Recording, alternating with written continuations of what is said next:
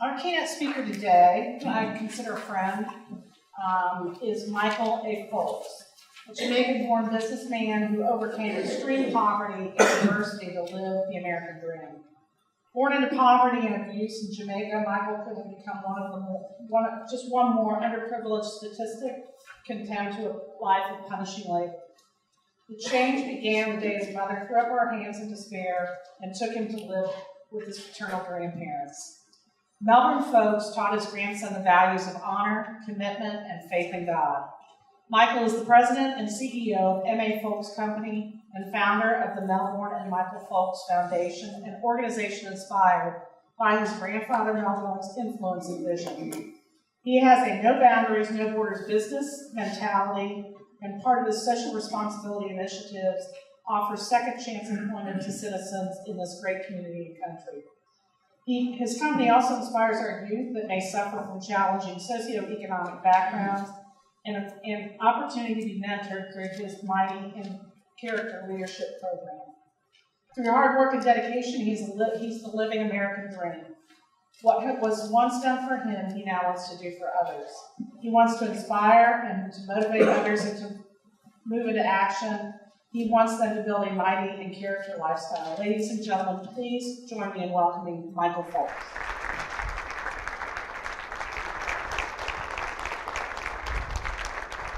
Thank you, Meg.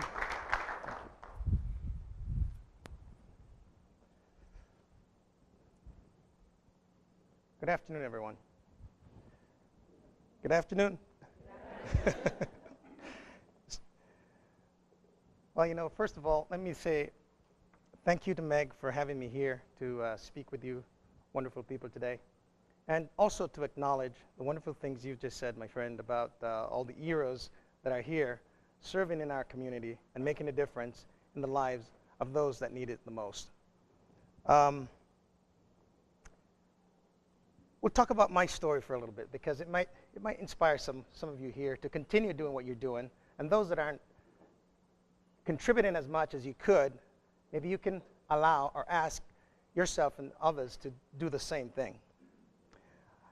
At age 4, as Meg says, my mother took me to my grandparents and basically abandoned me as a child. My parents were somewhat, to be correct, politically correct, very dysfunctional, to say the least. So I was raised by my grandparents, and we had very humble beginnings. They were farmers. So we basically lived off the land. Everything we ate growing up, we grew. Does anyone here, are you familiar with the term Sunday best? Okay. So, see, for me, what that means is, it was so bad, we would wear the same clothes over and over again, but we would really, when we got home from church or from whatever the event in the small district that I was raised, we used to take that, clean it up, dust it off, treat it like gold, cherish it, and we put it away. The funny thing is, some of those clothes had a little rip, or the shoes would have a little hole in it. Meg talks about some of the things that we're doing in our business to influence change in a positive way to affect the lives of others that aren't as fortunate as some of us are. And so we have Patchy.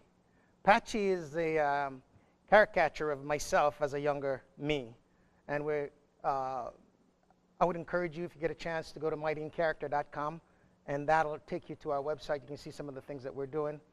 Would love to get you guys involved and to be a part of what we're trying to do here in our community as well. Getting back to the holes in the clothes. It's funny now that I look back, and sometimes you're on the streets and you can see people wearing those type of clothes, and it's actually fashionable. So I think back to those days, and sometimes if we look enough, you see a lot of things that remind you of how fortunate you are, and sometimes what was so bad really becomes sort of a comical. We were ashamed back then because in the small district, and still is that way now, people would they'd look at you as raggedy. You're not with the well-to-do. So it wasn't very pleasant. But looking, I can say, although we were poor, we were very rich. And the reason I say that is, I learned back then what the meaning of unconditional love really means. The caring, the sharing that my grandparents bestowed on me was, I can't even find words to really describe it. Because even though we didn't have most of the necessities that you need in life to get by, we were very rich in the sense of the love that we received. My grandmother, I remember, I'm sure of this. There were times she would cook and she wouldn't eat until she made sure we were fed and we were full. But to cook sometimes, it was, are you guys familiar with what yam is? For those of us who aren't, it's basically you go to Kroger's and you look at the produce department, it's sweet potato. It's a part of the family. But so you put a pot on, you boil the water, and you cut it up, you take the skin off, and you boil it. And if we had cabbage because we grew what we ate, we would put that in there with some salt, maybe pepper, and the soup from that would be, or the water from that would be our soup. And we would be lucky if we had butter to actually dip the yam in and then eat it. So that was our life then. See, my grandparents also taught me the value of hard work, of ambition, of hope, and faith. Those are some fundamental things that I think you touched on while you were speaking. And they're really, really important. So between the ages of 8 to 10, I knew exactly where I wanted to be and exactly what I wanted to do. And that was not without sacrifice, because I knew at some point you only go to the school in Friendship where I grew up until you're age 14. And then your life is condemned to farming, which is basically just going from hand to mouth, or there's really not much. There's no life there of any significance. So that's not what I wanted to do.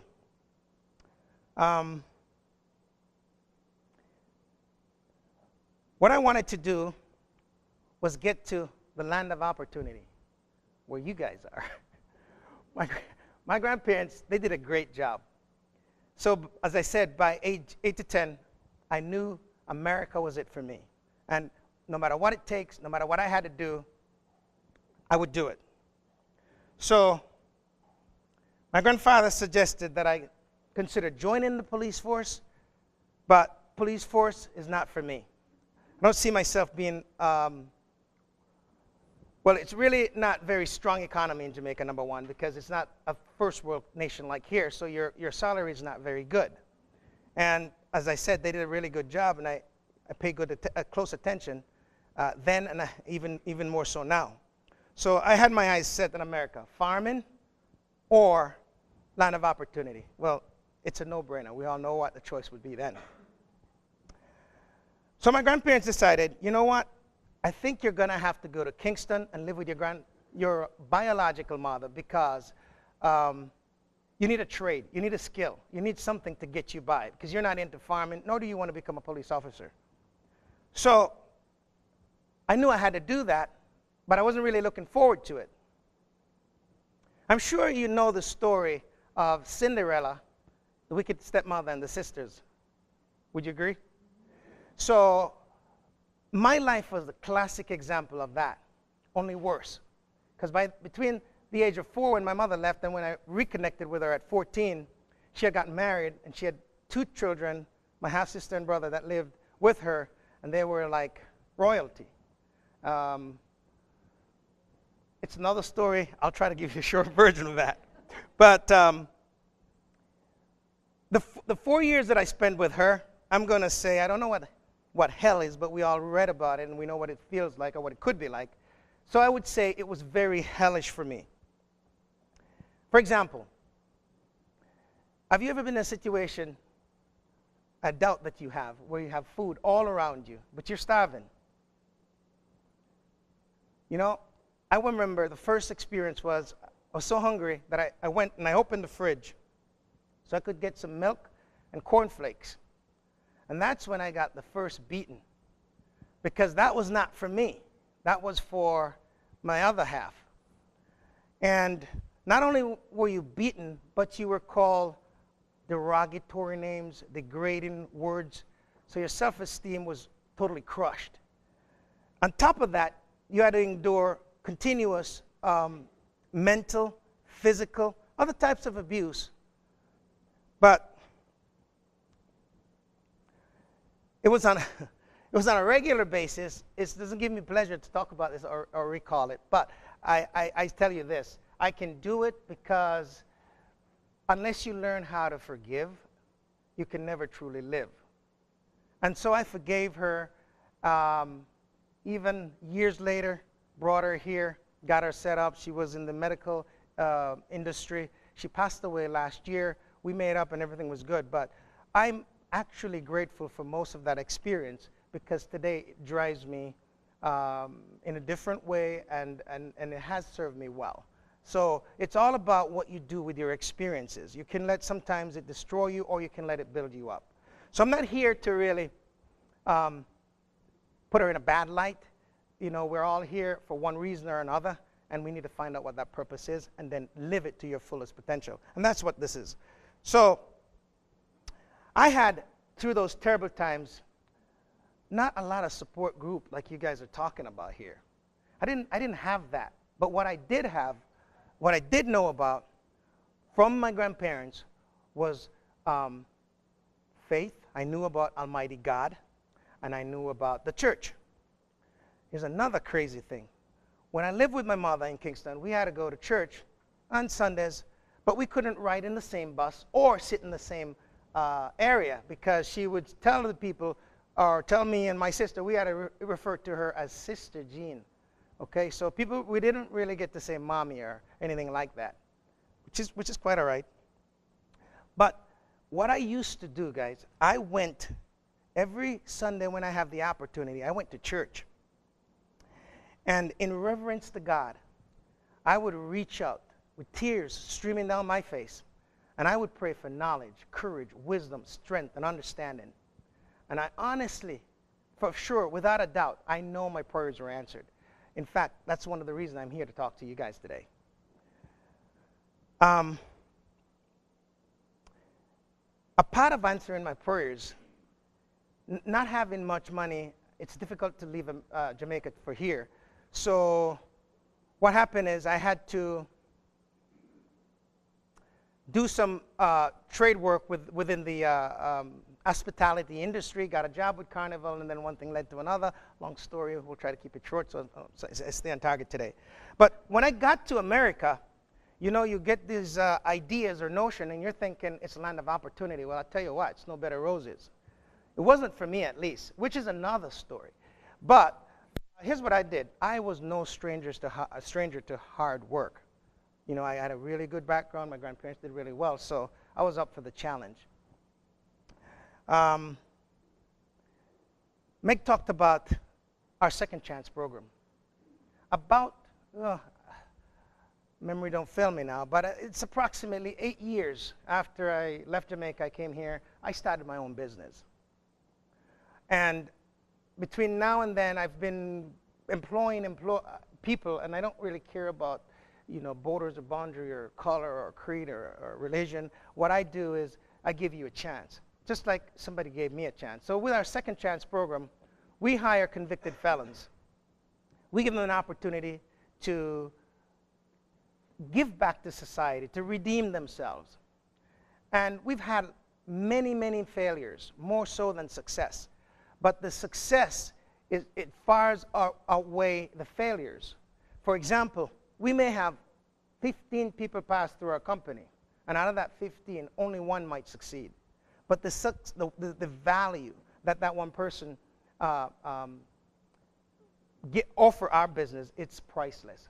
And if, for example, I don't know, again, I encourage you to check out our website and follow us on social media, become a part of what we're trying to do here, because it's in line and it's the same thing that you're trying to do. And we also want to be a part of this moving forward. But for yesterday was in the social media realm, Amy there, she told me it was Thankful Tuesday. So what I did was I grabbed one of my second chance guy. We went out on social media and we did a short video, just basically being grateful. And to showcase him, to make him feel valued, to make him feel and make him know that what he's offering our business, it really matters.